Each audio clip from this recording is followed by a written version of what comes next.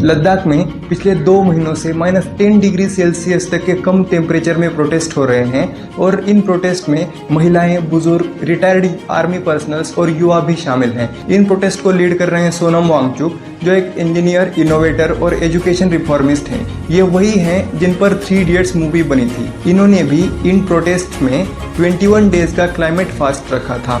On the 6th of March, I will be sitting on fast until death. नमस्कार और जूले दोस्तों, ये आज मेरा 5वां दिन है अनशन का पानी और नमक पर। नमस्कार, सलाम जूले। ये मेरे 7वें दिन के अनशन का शुरुआत है। Greetings from the high Himalayas. I am Sonam Wangchuk, sitting on my 12th day of climate fast today. The temperatures are -10 degrees. You can see the glass. Today I begin the 16th day of my climate fast. Well, I've been surviving on just water and some salt. Hello and greetings from the high Himalayas.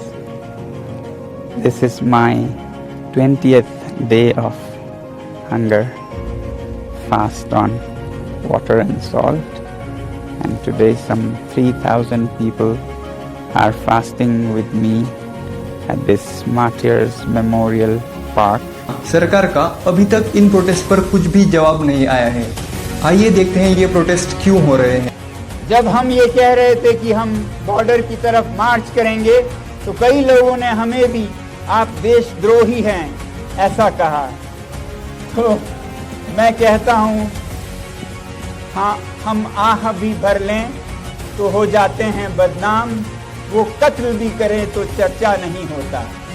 ये हालत है आज की सरकार की। इस protest की mainly 4 demands है। उसमें से पहली है स्टेटहुड फॉर लद्दाख। जब से आर्टिकल 370 हटा है तो जम्मू कश्मीर और लद्दाख ये दोनों अलग यूनियन टेरिटरीज बन गई हैं। लेकिन यहाँ जम्मू कश्मीर को तो अपनी विधानसभा मिल गई, लेकिन लद्दाख को अभी तक दिल्ली से ही गवर्न किया जा रहा है। लद्दाख को अभी ब्यूरोक्रेट्स चला रहे हैं और लद्दाख के लोगों का ये कहना है कि वहाँ लद्दाख में भी अपनी खुद की पार्लियामेंट हो और वहाँ पर एमएलए चुन के जाएं और वहाँ के खुद के लोग लद्दाख को गवर्न करें। इन प्रोटेस्ट की दूसरी डिमांड है 6th schedule for Ladakh. Indian constitution का 6th शेड्यूल ट्राइबल एरियाज को ऑटोनॉमी देता है और ऑटोनॉमस डिस्ट्रिक्ट काउंसिल्स को उन एरियाज में नियम बनाने का अधिकार देता है। अभी लद्दाख को सेंट्रल गवर्नमेंट कंट्रोल कर रही है और वहाँ पर आर्टिकल 370 हटने के बाद कोई भी जमीन परचेस कर सकता है। इसी वजह से लद्दाख पर माइनिंग और कंस्ट्रक्शन माफिया से एक्सप्लॉयटेशन का खतरा मंडरा रहा है।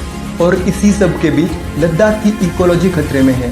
बीजेपी ने 2019 में लेह कॉन्स्टिट्यूएंसी के लोकसभा इलेक्शंस के लिए जो मैनिफेस्टो जारी किया था, में भी लद्दाख को 6th शेड्यूल में डालने की बात की गई थी, लेकिन ये वादा अभी तक पूरा नहीं हुआ है। 4 मार्च को अंतिम बैठक हुई लद्दाख के नेताओं के साथ, अमित शाह जी के साथ।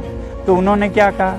उन्होंने कहा कि हम आपको ना तो 6वें शेड्यूल में संरक्षण देंगे जो उनका वादा था, ना ही आपको लोकतंत्र की बहाली यानी कि स्टेटहुड देंगे, और अगर प्रधानमंत्री जी भी मुझे लिख के दें तो भी मैं नहीं दूंगा, आप जो करना चाहे करिए। प्रोटेस्ट की तीसरी डिमांड ये है कि मेंबर ऑफ पार्लियामेंट जो लद्दाख से चुनकर जाते हैं उनकी संख्या 1 से बढ़ाना। मतलब पूरे लद्दाख से अभी करंटली सिर्फ 1 ही एमपी चुन के जाता है, तो लद्दाख के लोगों का कहना है कि वहाँ पर 2 एमपी चुन के जाएं और राज्यसभा में भी उनका एक भी एमपी नहीं है तो उनका एक रिप्रेजेंटेटिव राज्यसभा में भी हो। इन प्रोटेस्ट की चौथी डिमांड यह है कि separate public service commission for Ladakh. जैसे महाराष्ट्र के लिए एमपीएससी है, बिहार के लिए बीपीएससी, तमिलनाडु के लिए टीएनपीएससी और ऐसे सभी राज्यों के लिए जैसे अपना अपना पब्लिक सर्विस कमीशन है जो कि यूपीएससी से अलग होता है। यूपीएससी पूरे देश के लेवल पर एग्जाम लेता है और जो राज्यों के पब्लिक सर्विस कमीशन होते हैं वो पर्टिकुलर राज्य के लिए होते हैं। तो लद्दाख के लोगों का ये कहना है कि लद्दाख के लिए भी सेपरेट पब्लिक सर्विस कमीशन हो, जिससे कि वहाँ के लोकल लोग हैं वो वहाँ पर गवर्न कर पाएं, क्योंकि वहाँ के लोकल लोग ही लद्दाख के प्रॉब्लम्स और सिचुएशन ज़्यादा अच्छे से समझ पाएंगे और उनसे कनेक्ट भी कर पाएंगे। हजारों लोग पिछले 2 महीनों से लद्दाख में प्रोटेस्ट कर रहे हैं, लेकिन इंडियन मीडिया इन प्रोटेस्ट को दिखा ही नहीं रही है। इनको दिखाना है मसाला, इनको दिखाने हैं लफड़े, इनको दिखाना है सिर्फ एंटरटेनमेंट। फिर वो चाहे बॉलीवुड से हो या फिर पॉलिटिक्स से। सोनम वांगचुक इन प्रोटेस्ट के बारे में अपने इंस्टाग्राम पर वीडियोस पोस्ट कर रहे हैं और तो उनके इंस्टाग्राम पर कुछ कमेंट्स ऐसे आ रहे हैं कि सोनम वांगचुक तो चाइना के एजेंट है, ये जो प्रोटेस्ट है वो चाइना फंडेड है। अरे भाई तुमको पता है तुम क्या बोल रहे हो? ये वही सोनम वांगचुक है जिन्होंने 2020 में बॉयकॉट चाइना का मूवमेंट चालू किया था और हम सब ने उसे फॉलो किया था। ये वही सोनम वांगचुक हैं जिन्होंने इंडियन आर्मी के लिए सोलर हीटेड टेंट्स बनाए हैं। ये वही सोनम वांगचुक है जिनको अपने काम के लिए अभी तक ढेरों अवार्ड से सम्मानित किया गया है।